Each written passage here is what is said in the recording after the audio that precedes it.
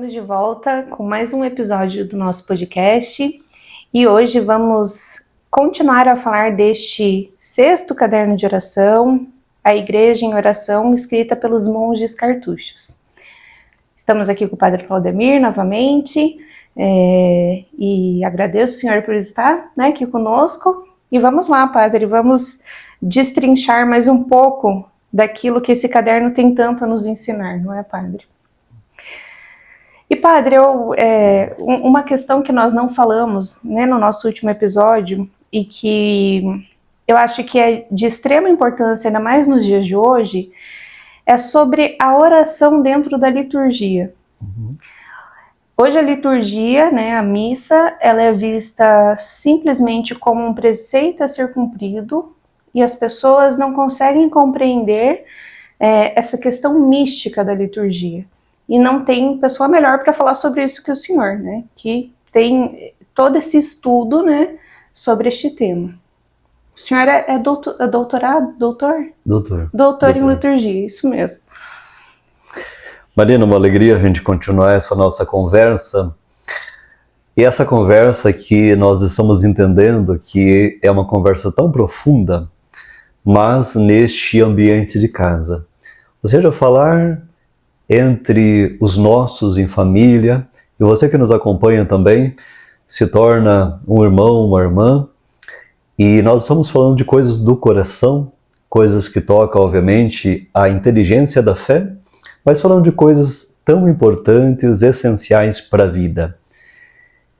Eu, como professor de liturgia e pessoa que estuda desde sempre a liturgia, o rito, os símbolos, a linguagem, quando me encontrei com este ano da oração, e estamos aqui refletindo sobre a oração, tenho redescoberto coisas tão importantes. Quando a gente vai estudar teologia, a gente fala sobre Deus. Deus é objeto de estudo. Mas quando a gente vai para a liturgia, a gente fala com Deus e Deus fala conosco. Uma coisa é a gente fazer conferência sobre a oração. Outra coisa é a gente rezar. Sentir Deus e Deus nos sentir.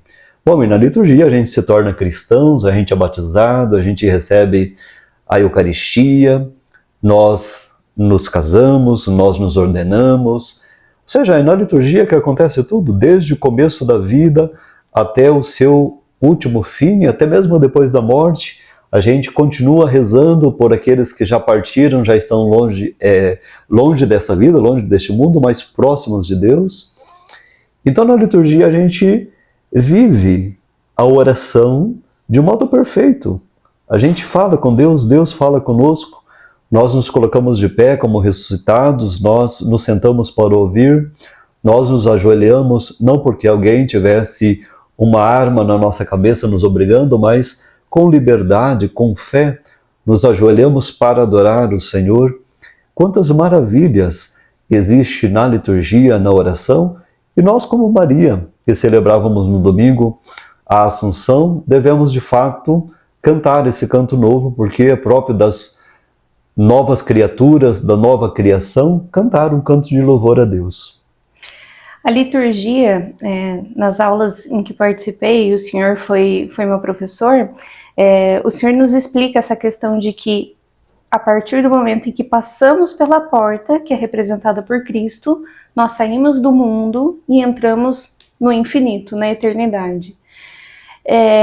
E às vezes eu me pergunto, onde a gente perdeu esse ensinamento. Então, se a gente para pensar que eu saio do mundo e ali me encontro com todos os anjos, os santos, todo esse céu aqui na Terra, o quanto isso é engrandecedor, inclusive nos coloca numa espécie de paz, numa espécie de contemplação, conseguir entender isso.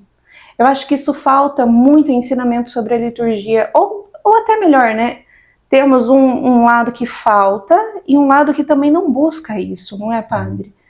Hoje eu acho que esse, não sei se é uma leitura errada minha, mas quem sabe este é o grande problema, Como o senhor até falou, antigamente se explicava Deus, depois a Eucaristia, e hoje se discute a liturgia.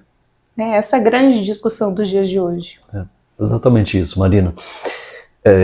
Me parece que o modernismo, os tempos modernos, nos esvaziou de tal modo da humanidade, da oração, da fé, e nós começamos a perder muitas coisas, que hoje nos tornou um ser humano doente, vazio, um ser humano angustiado, porque perdemos a direção, perdemos a meta.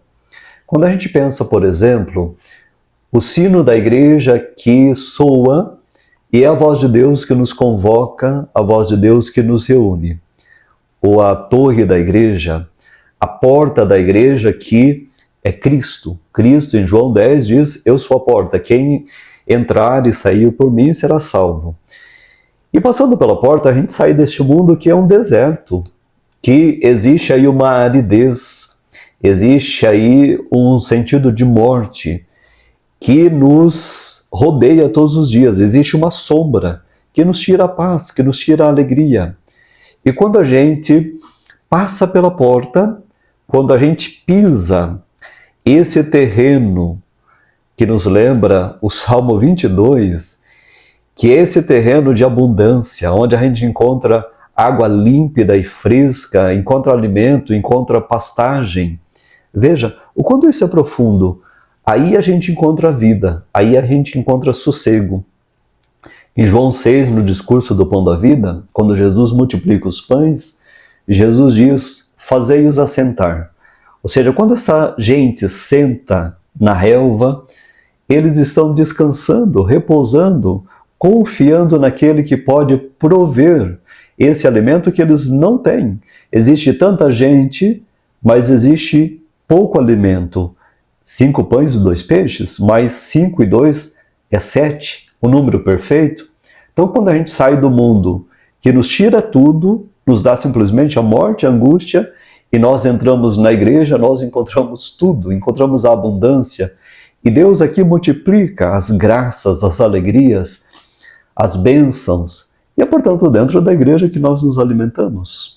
E a vida dos cartuchos é isso, eu pesquisando um pouco sobre como é o dia deles, então eles fazem a liturgia das horas, né?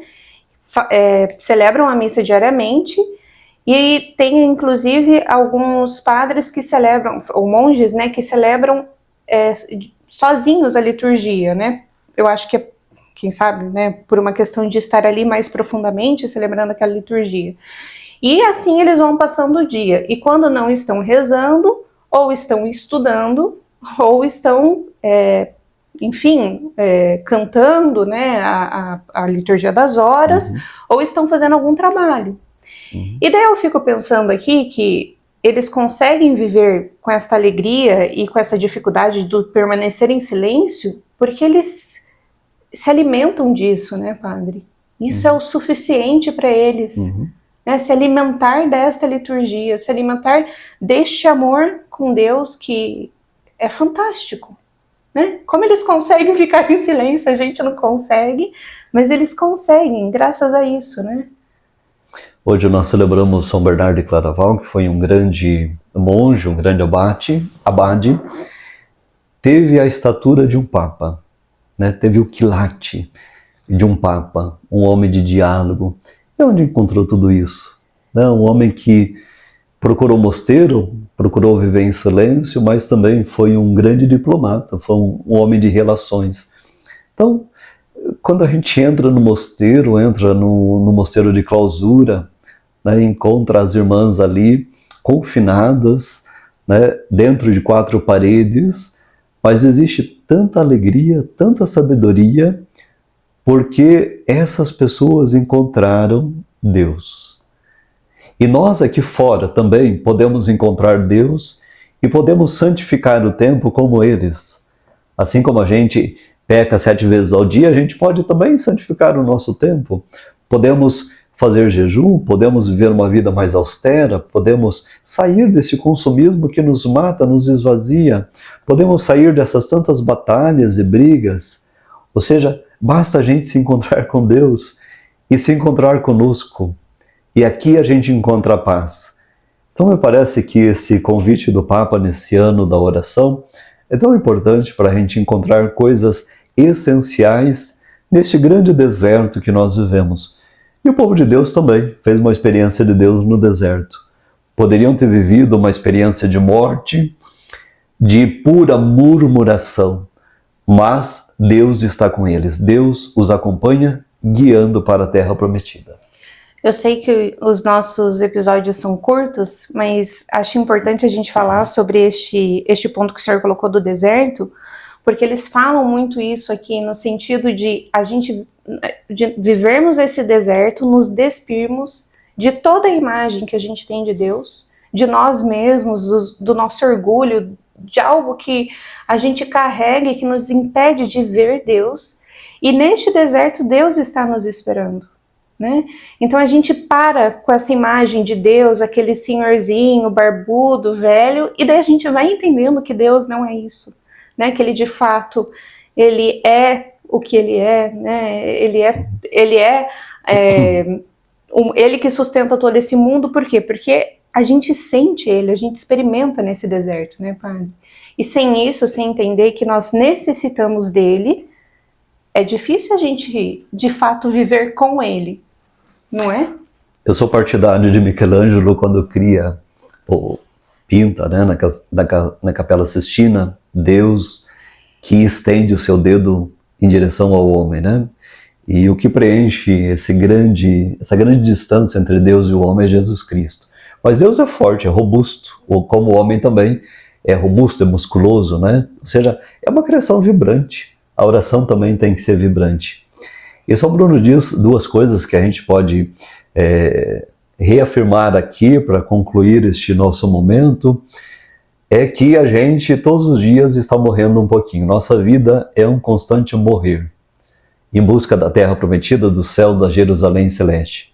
Mas esta morte que vai acontecendo também é uma espera de Deus que vem.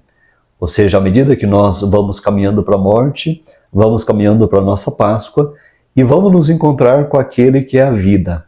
E é uma vida mais forte do que a morte. É uma graça mais forte do que o pecado. E isso nos enche de esperança e de alegria.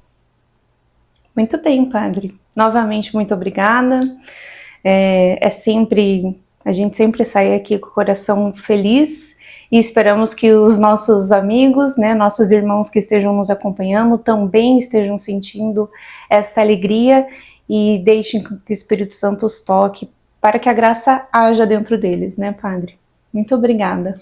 Obrigado, Marina. Obrigado também àqueles que nos acompanham.